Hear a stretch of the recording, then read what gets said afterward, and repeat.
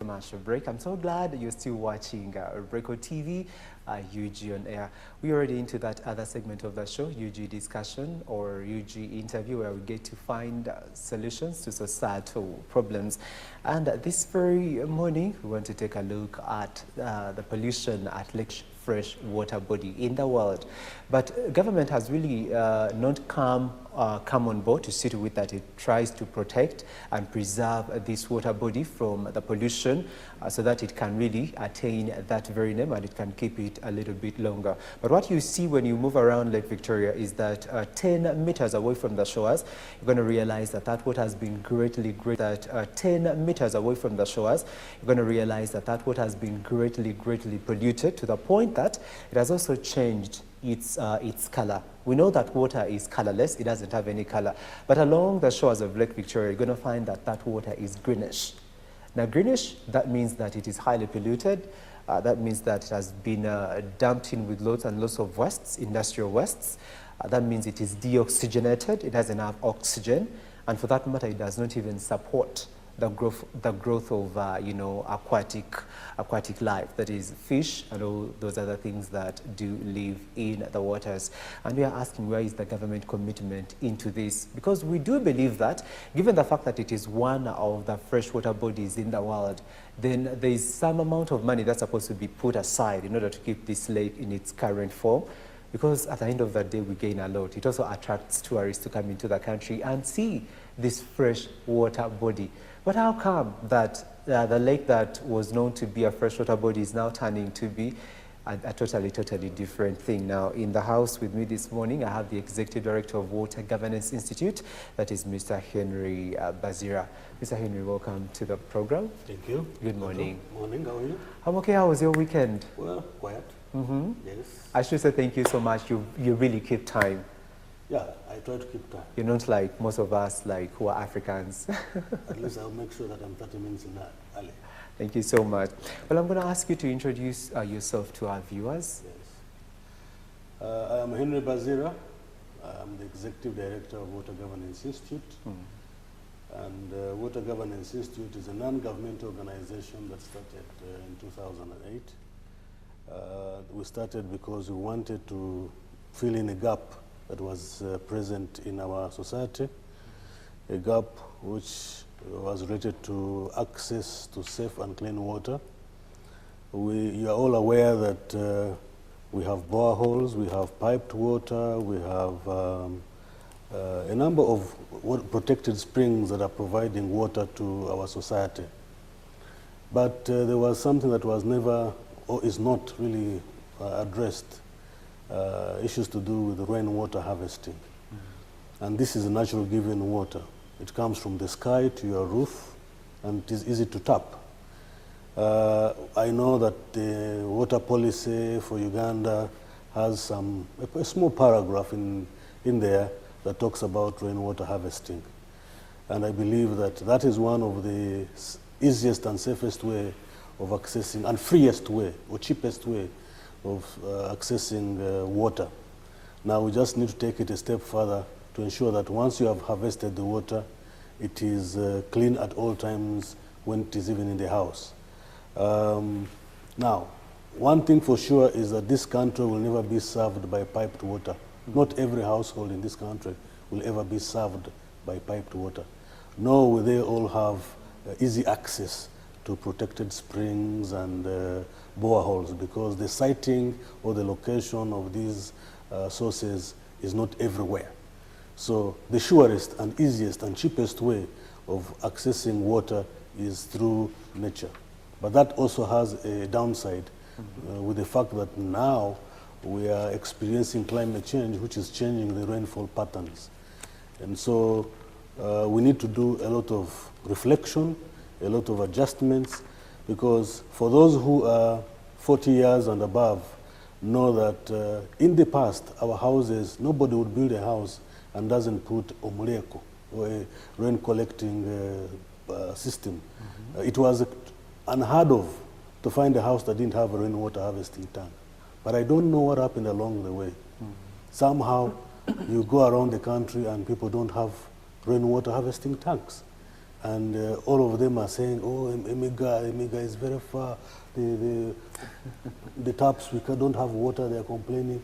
Borehole water is very far. And God has given you rainwater. It rains every day. And after you watch the rainfall on your roof, and a few minutes later, you walk down to the valley with the jerry cans to go and collect it. But sometimes you walk very long distances to collect this water. So we need to change our practice. We need to change our mindset. It is not only to say that safe water can only come through pipes or boreholes or protected spring. You can actually tap safe water even from your roof. And this came to my mind long after, about around 2007, when I discovered that water is going to be the next frontier for conflict. You have had conflicts over oil. Water is going to be the next frontier of conflict. Actually, we've had conflicts with Egypt over River Nile. Yes. And I'm wondering, River Nile originates from Uganda. And Egypt has not done a lot in as far as, preserving and protecting that water body is concerned. But every now and then, they come on board and they're like, we don't understand the level of the water, the volume of the water we used to get, it is dwindling, it is getting down. And they're putting a lot of pressure on government. And I'm wondering, I'm like, it comes from us. I mean, it's all upon us to sit with how much we give them. But they are so much demanding. They are over-demanding. Interestingly, the Egyptians know how to use water better than we do. And for them, their right to the River Nile stems back from the colonial times. When, at that time, they signed an agreement. It was 1929. There is an agreement which was signed that gives exclusive rights to River Nile, to Egypt. Do you think that was fair enough? No, that's exactly what I want to talk about. Egypt is at the tail end of the River Nile. The River Nile comes from Uganda. At least the source is in Uganda. Although that too is contested, because some people say River Nile actually begins from Burundi, through the Kagera River, and then it goes through Lake Victoria.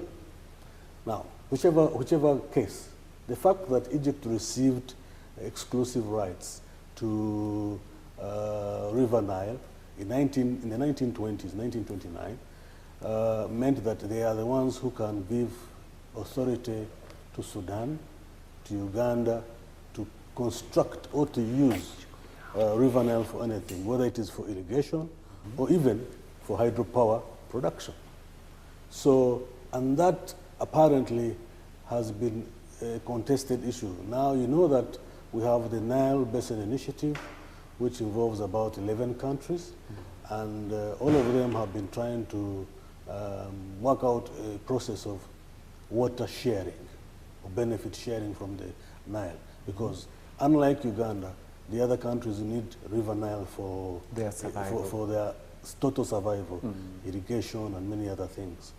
And so Egypt is the one that holds the queue to determine whether Uganda can build a dam on River Nile, or Sudan can build an irrigation or a dam on River Nile. That's totally unfair. But that's something that is still being discussed. Hopefully, the 11 governments will be able to come up with a solution to that. Having said that, at least the one thing I know is that the law that was signed in the 1920s does not stop anybody to tap the water before it gets into the River Nile. So Ugandans have the right to tap the water when it is coming from its catchment before it gets to the River Nile. Because the law does not prevent people who are in the catchment to tap the water. And that is why for us, we think that we should start harvesting the water before it gets into the Nile for either irrigation and many other things. So that the law doesn't catch up with you. So that the law doesn't catch up with you. Yeah. Very, very, very unfair and very, very unfortunate right about there that we Ugandans, we are the source of the Nile because the Nile originates from Uganda. But at the end of that day, Egypt benefits a lot from River Nile than we Ugandans. Actually, when you take a look at their irrigation schemes, they are far much better, far much wider than what we have in the country. And we are saying, no, no, no, that's not good enough. But anyway, that was just a background onto it, the preamble onto the discussion forum this very morning. We want to take a look at the causes of pollution. We all understand that Lake Victoria has been greatly polluted, to the extent that 10 meters from the shores of Lake Victoria, you're going to realize that the waters there are not all that colorless. They're not all that good because they have been greatly polluted. And in that, they have changed, in that regard, the color of the water around the shores has also been changed to green, which means that a lot of waste has been dumped into the water. The water is deoxygenated. It does not support oxygen. Therefore, it does not also support the growth of, aquatic life, that is fish and all those other living creatures that do depend on water for their survival. And Mr. Bazira, starting it from there, what is water pollution? Water pollution is the entry of foreign materials from outside the water body. And that pollution can be as a result of soils, from soil erosion, or it can come as a result of somebody deliberately introducing certain substances into the water. That is definitely pollution. But the interesting bit is that Uganda for the last 30 years has been polluting the lake. And by the way, I don't want to put the blame so much on Uganda alone. Remember that Lake Victoria is a freshwater lake that is shared by three countries. That is Uganda, Kenya, and Tanzania. For those of you who have the chance to fly over Lake Victoria during the daytime, you will observe that the whole shoreline of Lake Victoria across the three East African countries is actually, you find a green zone around the shoreline. That green zone is mainly as a result of algae. Algae are small I would say not microscopic, but small plants which grow in water, but their accumulation, their increase, their numbers is determined by the amount of fertilization. Let me use that word. The amount of nutrients that are in the water. And in this case, this fertilization of Lake Victoria, like I said, has come as a result of soil erosion because we have removed the forest cover, the vegetation cover, and the tree cover. Many of the wetlands that are feeding into the lake have been either reclaimed for various processes, either domestic, household, commercial, building, or farming. And you notice that if you go along the whole shoreline of Lake Victoria, there are very many flower farms, horticultural farms, and when they are cleaning and washing the flowers or chopping the flower, the cuttings end up in the water because in that whole process, water is used, water which is taken out of Lake Victoria, and then the effluent is dumped. Most of our flower farms and industries that are along the lake shore actually dump raw effluent, untreated effluent into the lake. And so this has not only happened in Uganda, it has happened in Tanzania, in Kenya and Uganda. And so it has been a habit of irresponsibility on the parts of the people who have been given land and are practicing those enterprises there, or farming along that shoreline. So the problem that we are seeing of pollution of the lake is as a result of carelessness on the part of individuals, on the part of the governments around the lake. And I would not want to treat Lake Victoria alone, because many times we tend to focus, if you look at Lake Victoria is one of those lakes that has received a lot of funding from even development partners. And yet Lake Victoria is part of a network of water bodies. First of all, the River Nile, second, Lake Hyoga, third, Lake Albert, right? And then into the Nile, into the Sudans and Egypt. Remember that Lake Hyoga, Lake Edward also connects into this system through Semliki River.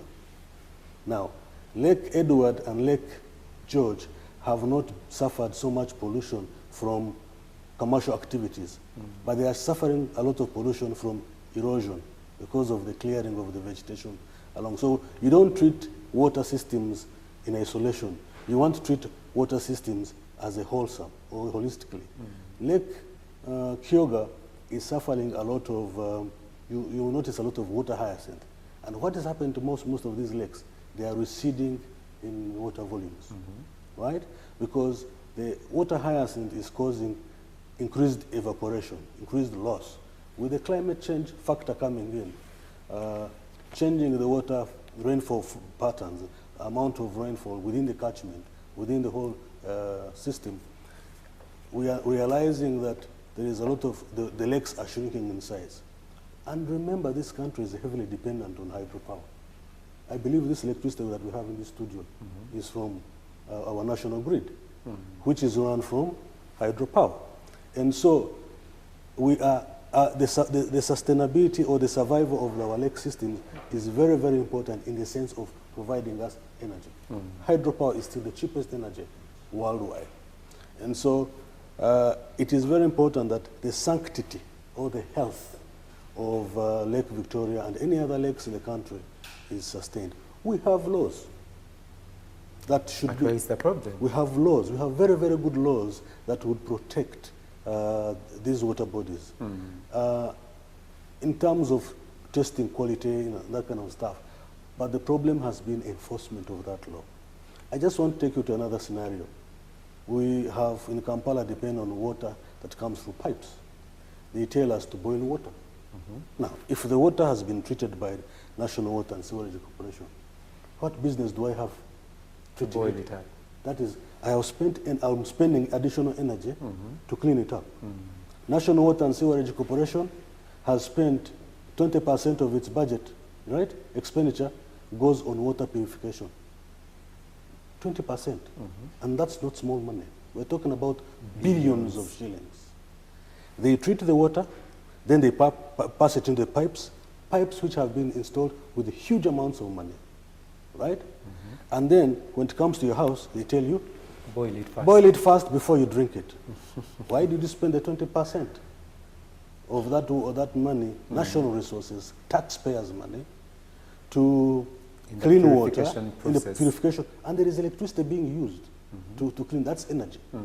You already have an energy expense at the National Water and Sewerage Corporation to clean up the water, plus the chemicals that they put in.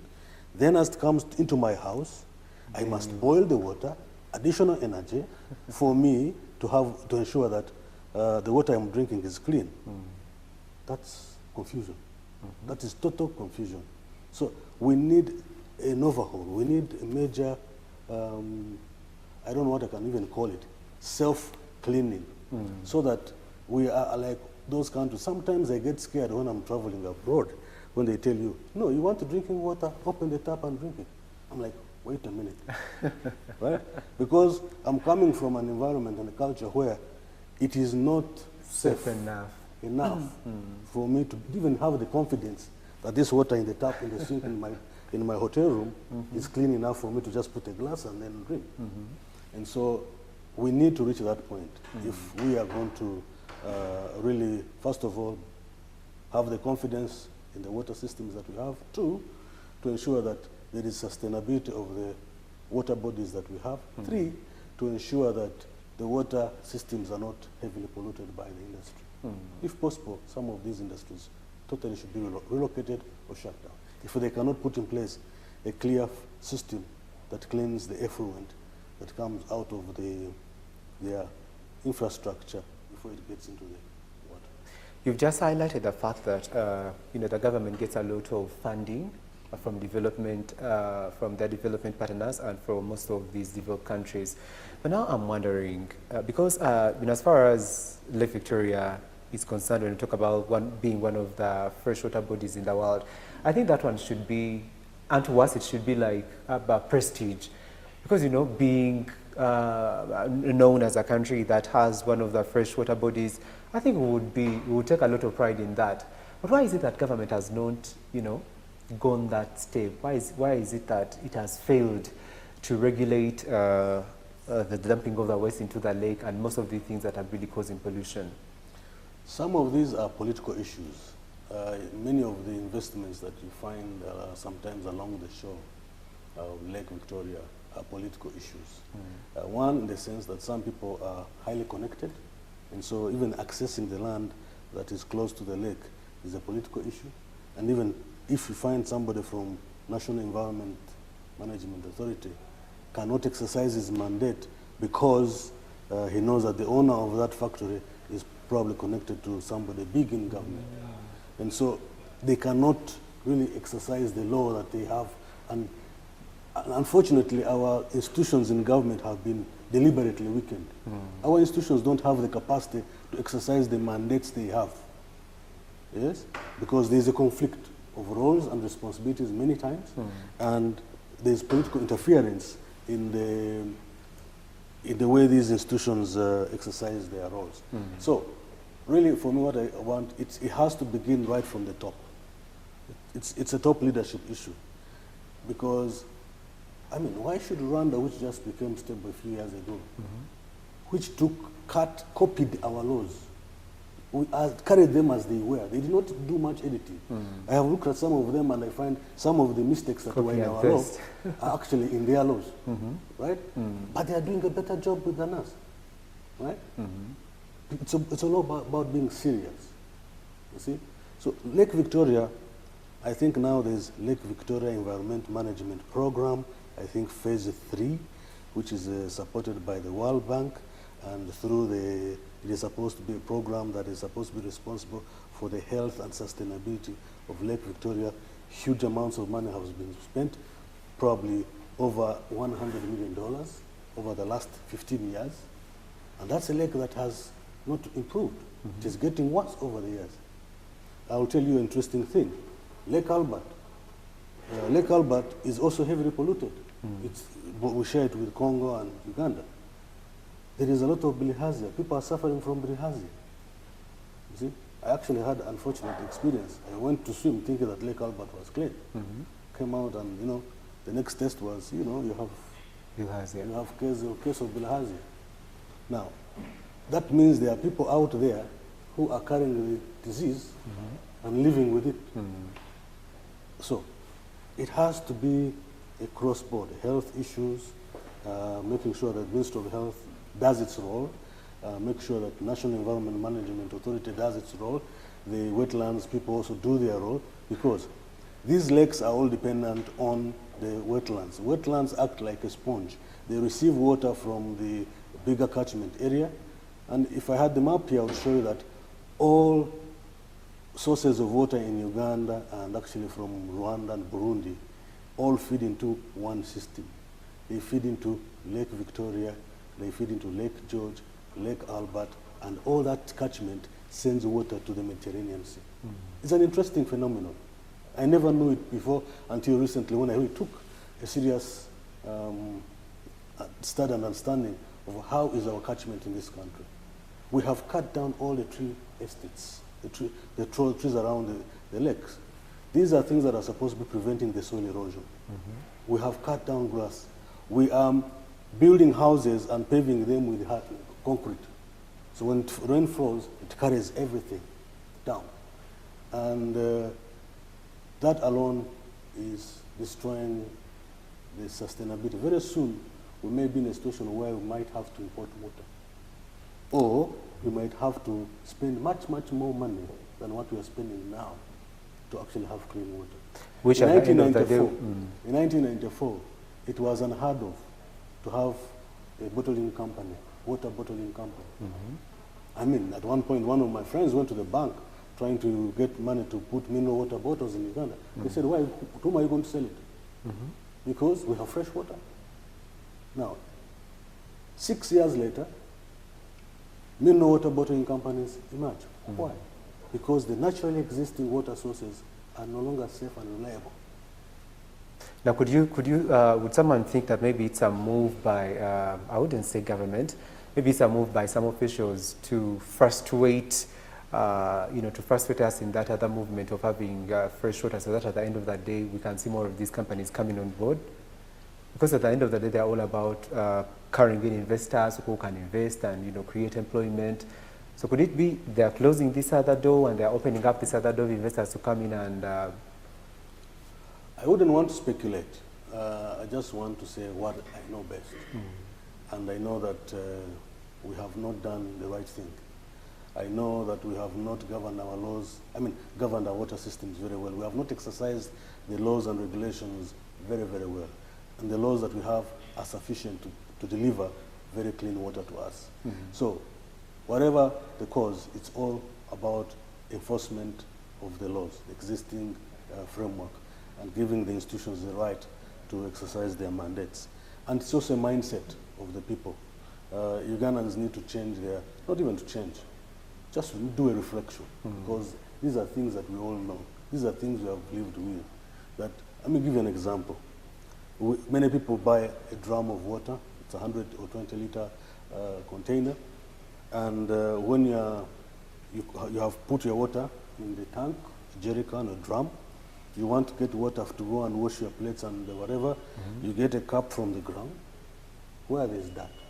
You dip it in the drum, pour in whatever container, then you put it back down, or whatever surface, where the surface was dirty. Then somebody else comes back, picks the same cup, because this is what you have decided to be using to collect water, so you're continuously polluting the water that is in your drum. That's a very simple practice, right? Instead of saying, let's put the container that draws the water from the drum into the drum. And the only thing you're doing is, you are going to touch it after you have washed your hands. So you pick it from the drum, pour in whatever you're doing, then put it back in the drum. So it doesn't pick any dirt and surface from the other surface. That's simple.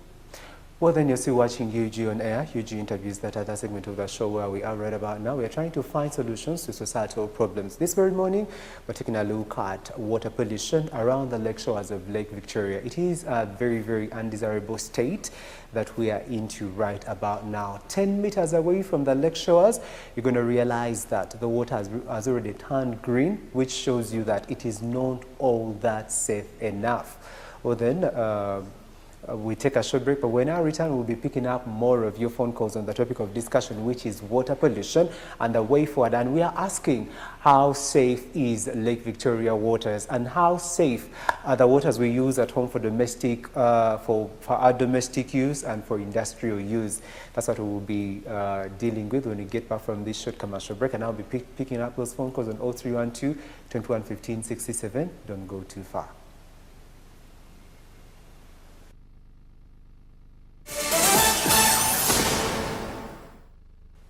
We need to make sure that we treat this water before it reaches Lake Victoria. He also talked about the channels, for instance, like Nachivubo channel. And he said that this channel is not, it has a lot of silt.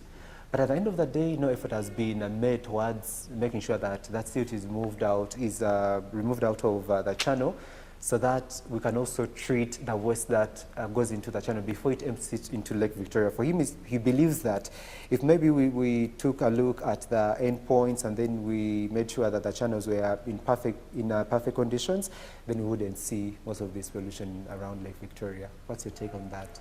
I just want to do a reflection. I think Bazira, we used to have a wetland that came from behind the Silver Springs, running up to the lake.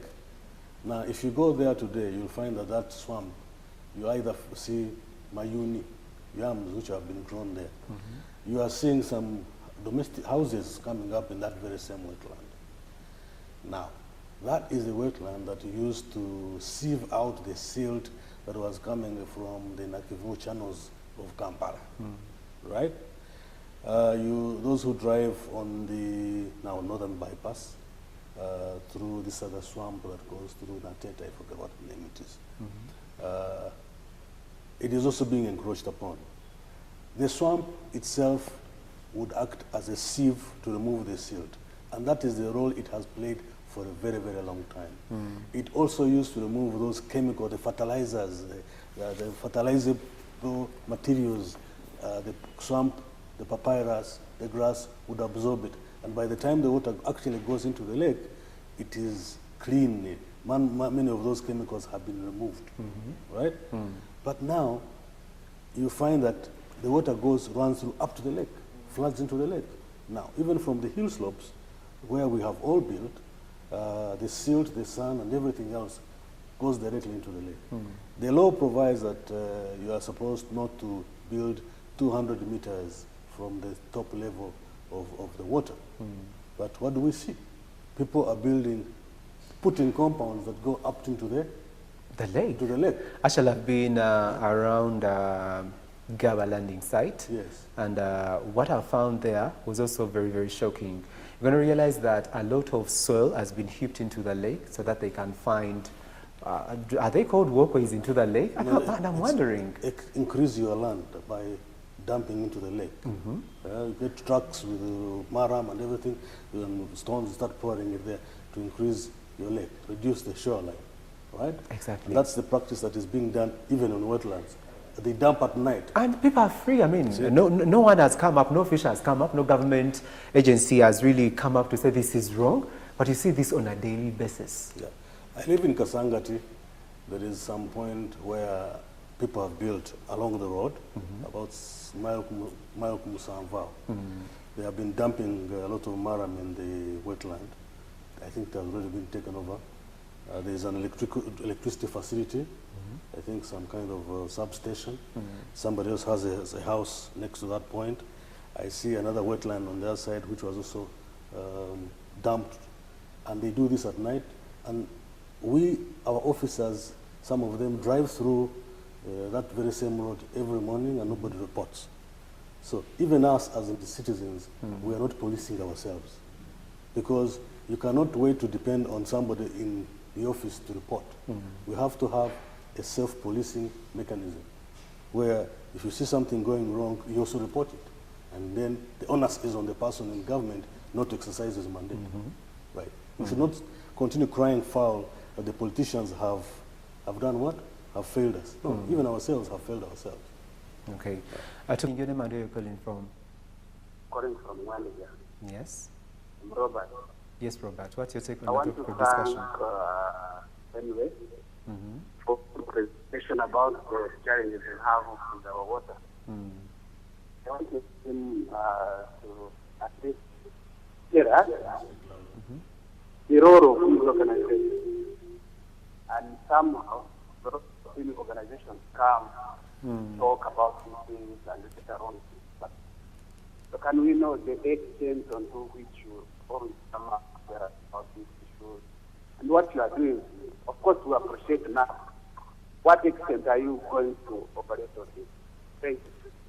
Oh, but you aren't clear enough, though you were talking about organizations, and I think you wanted to know the role of the different organizations in as far as conserving the lakes is concerned. Hello? Okay, then 0312-2116-57 is the live studio line, and 8008 is the text line. This very morning we're taking a look at water pollution, especially along the shores of Lake Victoria. Rico TV, hello. Sorry about that. Well then, I was still asking, is it a must that all the industries along the shores have to deposit their waste in the lake? No, it's a clear no.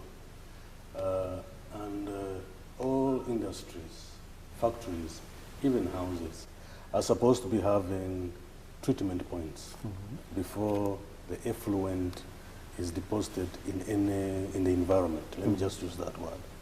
Because you can pour some of that effluent even on the ground, okay, on soil, if it has reached that acceptable levels of, first of all, bacteria levels, second, chemical levels. Because we believe in what they call lagoons. Normally they're supposed to be having a lagoon. And number two, I think he was talking about organizations which emerge. I never got his name. The role of these different organizations in as far as and water I think the conservation. question, if I got him right, was what is the contribution of these organizations that are emerging? In the case of Water Governance Institute, what contribution are we making to society? Exactly. And I want to answer that question like this, that I chose to break the tradition of not having an office in Kampala City. Our office is in Kalerwe Market. Market? No, actually, we are next to Kalerwe Market. Why? Because I want to associate with where the problem is. So our office is just next to Kalerwe. If you now go to Kalerwe, you'll find that Kalerwe is very clean. I was watching one of the TV stations, and they were showing the farmers around the Kalangara area, I think, who are growing palm trees to get palm oil. It is a good investment because you look at, okay, the government comes and says, we want to grow palm oil because it's an investment, it's going to make money, it's going to give people jobs and a livelihood. Good, right? But also factor in the other elements. That if I put my farm up to this point, these are the consequences to any other systems that are beyond that point.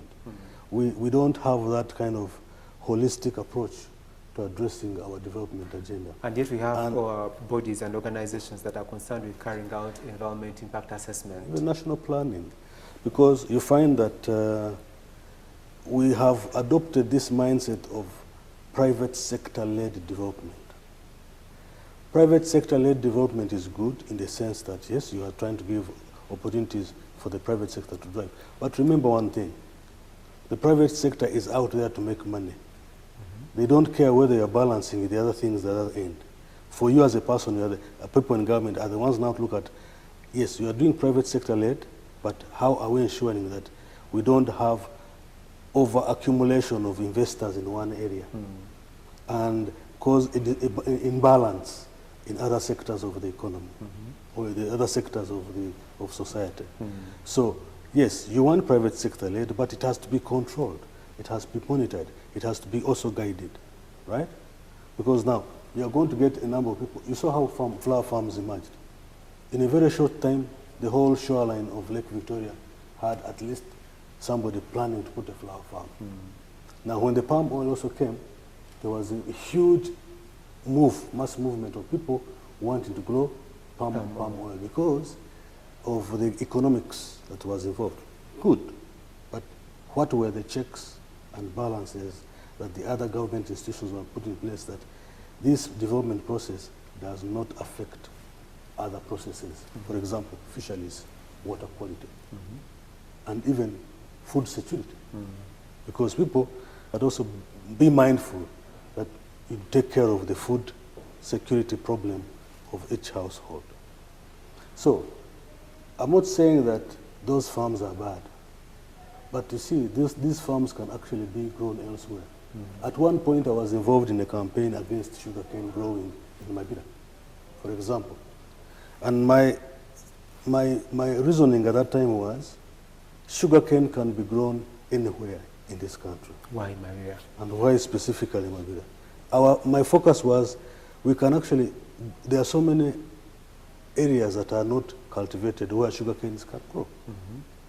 So, all you needed to do as a country is to have a clear plan that, yes, we have forest estate, which is good for us because it supports rainwater systems in the Lake Victoria. It gives us, therefore secures the hydropower dams that we are building along the Nile. And then you say, okay, for the sugarcane, we can take it these areas because we think these areas are not particularly very fertile for farmers to use, but they can grow sugarcane with fertilizer and the rest, mechanized. And then you say, okay, fine, this area is exclusively for farming food crops. So I want to put a challenge to our National Planning Authority. I know they have come out with a wonderful plan. They have a beautiful document. And Uganda is known for producing excellent documentation, right? But sometimes, which are not very easy to implement, sometimes with gaps. I want to challenge the National Planning Authority to come out with a holistic plan that allows them, because even their relationship between other ministries needs to be improved, cleared. Because my understanding of an NPA is that it is the head organization that plans for the country and then shares its plans with the rest of the ministries. So the rest of the ministries can feed in. What is the linkage between National Planning Authority, Ministry of Agriculture, Trade and Commerce, Tourism and Industry, Mining, right? Because those are things that should be handling, right? To ensure that we have a balanced development, balanced growth of the country. Because agriculture is going to do business of agriculture. Fisheries is going to do business of fisheries. Wetlands is going to do business of wetlands. NEMA is going to do business of NEMA, right? Wildlife is going to do business of wildlife and tourism. But then you need that organization that now brings all these things to have an interlinkage, which is going to cause the transformation that we are seeking for badly. This country has the potential to become a first-class country. 2 weeks ago, the other week I was in the UK. I find UK very poor there. UK is poor. If you have been following the market trends, now their treasury bills have been reduced and downsized in terms of value. Why? Because they're depending on their colonies, like Uganda, former colonies. That's where the economy is depending.